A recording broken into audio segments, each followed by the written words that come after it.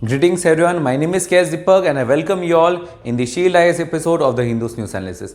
So चलिए देखते हैं कौन से articles are we discussing today. So the first article is regarding the discretionary powers of the governor. So यहाँ पर बात करेंगे गवर्नर के ऊपर, गवर्नर की कॉन्स्टिट्यूशन स्टेटस के ऊपर, एज वेल एज उनमें कौन से पावर्स हैं, डिस्क्रिशनरी पावर्स कौन से हैं, इन डिस्क्रिशनरी पावर्स के कारण क्या क्या इश्यूज हैं, क्या क्या रिकमेंडेशंस हैं, all this things will be seeing in our first article. The second article is regarding the Universal Periodic Review of India in the Human Rights Council. So यहाँ पर किस Human Rights Council के बारे में बात करेंगे, that will be discussing. उनमें कौन से members हैं, this periodic review का significance क्या है, इस review के कारण हम लोग क्या assess करना चाहते हैं, कैसे assess करते हैं, review का क्या outcome होता है, all these things will be seen in our second article. The third one is on the Uniform Civil Code. So यहाँ पर बात करेंगे UCC है क्या, उसकी historical quotation को समझेंगे, as well as UCC में हम लोग को हासिल करने के लिए कॉन्स्टिट्यूशन में कौन से प्रोविजंस हैं, एंड ओवर द ईयर्स हमने क्या देखा है यूसीसी से रिलेटेड, कौन से एडवांटेजेस हैं इसके, कौन से डिसएडवांटेजेस हैं इसके, क्या है way forward, that would be seeing in our third article. The fourth one is regarding the ethnic communities inclusion in the scheduled tribes list. So यहाँ पर बात करेंगे कैसे किसी कम्युनिटी को ST के लिस्ट में इंक्लूड किया जा सकता है, कैसे आप उसे हटा सकते हैं, पावर्स क्या है, प्रोसीजर क्या है, स्टेटस क्या है, that will be seeing in our fourth article. The fifth one is on the MPC, that is the monetary policy committee.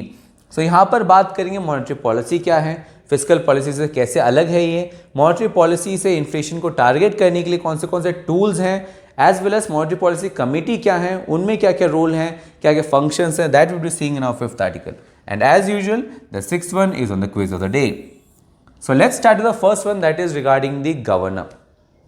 अब यहाँ पर जो डिबेट है regarding this governor of Kerala and Tamil Nadu, it is having and political contentions also. एक political contention है, एक debate है related to the politics, और हमें इस पॉलिटिकल डिबेट में नहीं पढ़ना है. So let's start with the bare facts. और जो बेयर फैक्ट्स हैं, जो कॉन्स्टिट्यूशन के माध्यम से, जो पर्सपेक्टिव से जो फैक्ट्स हैं, that I have already discussed in our 18 October video, जहाँ पर गवर्नर क्या होता है, कॉन्स्टिट्यूशन में कैसे गवर्नर को प्रोवाइड किया गया है, गवर्नर के कौन से रूल्स हैं, उनके कौन से डिस्क्रिशनरी पावर्स हैं, कॉन्स्टिट्यूशनल डिस्क्रिशनरी पावर्स कौन से हैं, सिचुएशनल डिस्क्रिशनरी पावर कौन से हैं, इन डिस्क्रिशनरी पावर्स के कारण क्या क्या इश्यूज क्रिएट होते हैं, उन इश्यूज को रिड्यूस करने के लिए कौन से रिकमेंडेशंस दिए गए थे. All this understandings I have provided in our 18th October video itself. So please refer to that video so that you have an critical understanding of the topic. With that now let's move to our next topic, that is on the Universal Periodic Review. अब यहाँ पर जो periodic review है, it is related to an council जिसे हम लोग कहते हैं United Nations human rights council. So इस रिव्यू को समझने के लिए you need to first understand कि ये काउंसिल का क्या इंपॉर्टेंस है, and that I have already discuss in our 6 September video, जहाँ पर ये काउंसिल क्यों फॉर्म किया गया था, कैसे फॉर्म किया गया था, कौन से मेंबर्स हैं, इनमें कौन से फ्रीडम्स हैं जो कि हम लोग सेफगार्ड करने की कोशिश कर रहे हैं, अगर कोई मेंबर कंट्री वायलेट करते हैं इन प्रोविजंस को तो कैसे कोर्सिव एक्शंस ले सकते हैं. All those things I have already discuss in our 6 September. अब इसमें एक लेवल फॉरवर्ड करते हैं, अब बात करते हैं what is this universal periodic review, जिसके ऊपर आज का आर्टिकल बेस है. So this is an simply review, एक काइंड ऑफ रिव्यू है जहां पर हर एक मेंबर कंट्री जो कि यूनाइटेड नेशन के मेंबर कंट्रीज हैं, उन्हें वहाँ पर जो ह्यूमन राइट्स के जो रिकॉर्ड्स हैं उससे हम लोग एसेस करते हैं इस रिव्यू के माध्यम से. सो यहाँ पर पर्टिकुलरली 193 मेंबर कंट्रीज हैं. हर एक मेंबर कंट्रीज के जो ह्यूमन राइट्स एस्पेक्ट्स हैं, उनकी कंट्री में कौन से ह्यूमन राइट्स को वायलेट किया जा रहा है, कैसे वो सेफगार्ड कर रहे हैं, क्या क्या मेजर्स लिए हैं, all those things we are reviewing in the universal periodic review. तो ये कैसे सिग्निफिकेंट है, बिकॉज इस रिव्यू के माध्यम से it is providing an opportunity to all the states, ताकि वो डिक्लेयर कर पाएँ कि उन्होंने कौन से एक्शंस लिए हैं, ताकि उन पर्टिकुलर मेंबर स्टेट्स में उनकी जो ह्यूमन राइट्स काउंसिल्स हैं, जो ह्यूमन राइट्स हैं, उसे कैसे आप सेफगार्ड करते हो, उसे एनहांस करने के लिए आपने कौन से मेजर्स लिए हैं, वो प्रोवाइड करने के लिए, उसे शेयर करने के लिए, उसे पब्लिश करने के लिए, उसे डिक्लेयर करने के लिए you are having an opportunity, and that opportunity is known as the universal periodic review. So इस रिव्यू का क्या गोल है?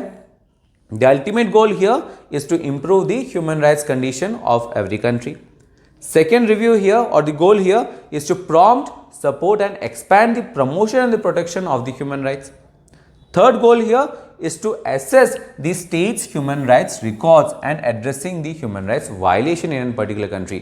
अगर इंडिया का एसेस किया जा रहा है, सो इंडिया का ह्यूमन राइट्स रिकॉर्ड क्या है, इंडिया में कौन से ह्यूमन राइट्स के वायलेशंस होते हैं, उन्हें कैसे इंडिया एड्रेस करते आता है, that is another goal of UPR. इसके साथ साथ UPR goal is also to provide technical assistance to the state and enhance their capacity to deal with effectively the human rights challenges. जो challenges है हमारे पास ह्यूमन राइट्स वायलेशन से related, उन challenges को कैसे हम लोग कम करें, कैसे डील करें, इसके ऊपर भी जो टेक्निकल असिस्टेंस है that is provided by the UPR. So ये जो यूनिवर्सल पीरियोडिक रिव्यू है कौन कंडक्ट करवाता है? So there is an review committee known as the UPR working group, और यहाँ पर ऑल टुगेदर 47 मेंबर्स हैं जो कि यूनिवर्सल ह्यूमन राइट्स काउंसिल के ही मेंबर्स रहते हैं. इसके साथ साथ अगर कोई मेंबर कंट्री चाहे so that country can also be part of this working group. इसके साथ साथ अगर कोई एनजीओ चाहे, अगर कोई सिविल सोसाइटी चाहे, then they can also be member of this group. वो आ सकते हैं, वो इस रिव्यू का पार्ट हो सकते हैं जहां पर वो मेंबर स्टेट्स को एसेस कर सकते हैं. अब देखते हैं what are the human rights obligations जो कि यहाँ पर एड्रेस किए जाते हैं.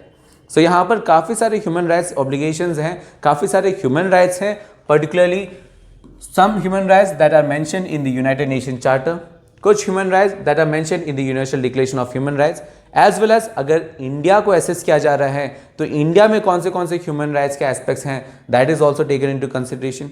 इसके साथ साथ अगर हम लोग इंडिया को एसेस कर रहे हैं तो क्या इंडिया ने कोई कमिटमेंट्स दिए हैं, क्या इंडिया ने कोई प्लेजेस प्रोवाइड किए हैं, अगर इन दैट केस इफ यस तो उन प्लेजेस को वो कितने हद तक ऑब्लिगेट कर रहे हैं, कैसे वो एसेस कर रहे हैं, एड्रेस कर रहे हैं, वो भी देखते हैं in this universal periodic review.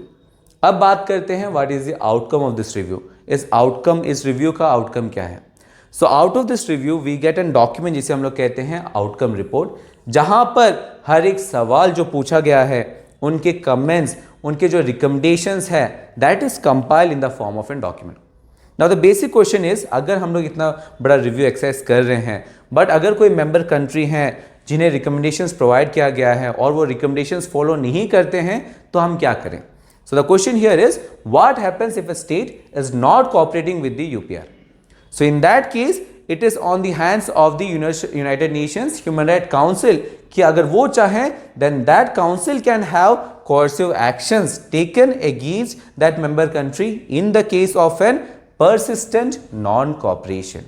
With that clarity in mind, अब देखते हैं ये रिव्यू को हम लोग क्वाइट ऑफन, कितने ऑफन रिव्यू करते हैं. अब हर एक मेंबर कंट्री को रिव्यू करने के लिए there is an cycle of this review, और ये जो साइकिल है review cycle that is of an period of 4.5 year. तो 4.5 साल पीरियड चलता है और इन 4.5 ईयर्स में हर एक मेंबर कंट्री को एसेस किया जाता है, और इस असेसमेंट के लिए इन 4.5 सालों को बांट दिया जाता है इन स्पेसिफिक सेशंस, और हर एक सेशन में पर्टिकुलर कंट्री को एसेस करते हैं. Now it is a time of India to get assessed. With that clarity now let's move to our next aspect that is on the uniform civil code. अब यहां पर बात करते हैं यूसीसी के ऊपर. नाउ क्योंकि यूसीसी एक कंटेंशियस टॉपिक है, that is why we have already covered this topic in our 19th October video, जहां पर यूसीसी है क्या, यूसीसी को हासिल करने के लिए हिस्टोरिकल कंडीशंस क्या क्या रहे हैं, एज वेल एज क्या क्या एडवांटेजेस हैं, डिसएडवांटेजेस हैं, that also we have discussed with the way forward in our 19th October video. So please refer to the video so that you have a very good critical understanding of this topic. With that, let's move to our next topic that is on the scheduled tribes list. अब यहाँ पर बात करते हैं कैसे किसी community को ST list में इंक्लूड किया जाता है. So let's start with the basics. So what is the status of the scheduled tribes in India? So अगर क्वेश्चन कम्स कि क्या है शेड्यूल्ड ट्राइब्स के डेफिनेशन या क्या है criteria for including an tribe in the scheduled tribes, then it is not defined in the constitution. संविधान में नहीं दिया गया है, but we have an definition provided as per the 1931 census. और 1931 सेंसस के accordingly scheduled tribes are termed as backward tribes, जो कि एक्सक्लूडेड एरियाज में या पार्शियली एक्सक्लूडेड एरियाज में रहते हैं. अब देखते हैं संविधान में कौन से प्रोविजंस हैं. So the first provision here is the Article 366 Clause 25. So article 366 clause 25 में ये कहा गया है, इट प्रोवाइड्स एन प्रोसीजर और process to define the schedule tribes. क्या है प्रोसेस ताकि हम लोग डिफाइन कर पाए, that is given in 366 clause 25। और next clause is the 342 clause 1, और 342 क्लॉज 1 में ये कहा गया है कि प्रेसिडेंट में with respect to any state और the union territory and where it is a state, after consultation with the governor by public notification, specify the tribes or tribal communities or any part of a group within the tribal community to be included as the scheduled tribe.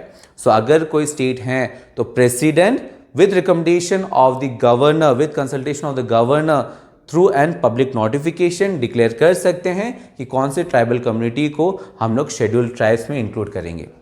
अब इन tribal areas को administer करने के लिए we are having 2 specific schedules.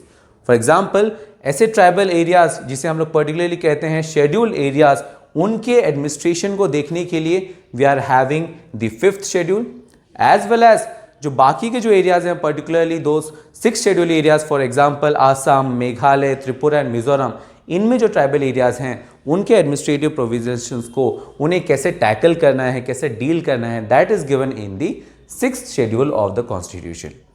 अब देखते हैं what is the process of inclusion of an community in the ST list. So जो इंक्लूजन करने के लिए the proposal starts with the state government. State government first recommend करते हैं कि हमें पर्टिकुलर कम्युनिटी को इंक्लूड करना है, then this proposal goes to the tribal affairs ministry of the union government. After going into the Tribal Affairs Ministry, it then goes into the Registrar General of India. Then Registrar General of India के approval के बाद it then goes into the National Commission for Scheduled Tribes.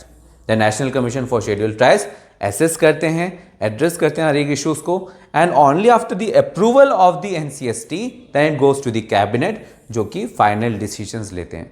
So this is the detailed procedure of including a community in the ST list. With that clarity, now let's move to our next article, that is on the Monetary Policy Committee.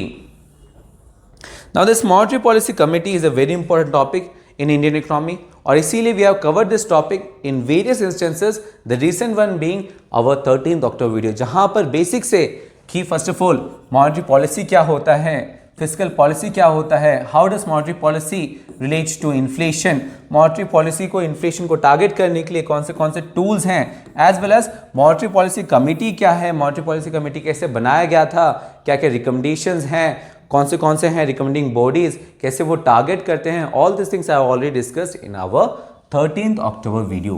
So please refer to the video so that you have a very good clarity of these topics. With that, now let's move to our quiz of the day. The first question is regarding the balance of payment. And the second question is regarding the Pradhan Mantri Awas Yojana. So यहाँ पर again both these questions are previous year questions. So in questions को attempt करें और इन questions के जो answers हैं along with the explanations would be provided to you in the form of PDF, जिसका जो लिंक है वो आपको वीडियो के डिस्क्रिप्शन में मिल जाएगा, as well as जो PPT है जिसके ऊपर हम लोग ने एनालिसिस किया, that also in the form of PDF you would get a link in video's description. So I hope today's analysis was beneficial for you guys. We're working hard for you guys, but at the same time work hard, study hard, but most importantly stay safe. We're doing so for you guys. See you tomorrow.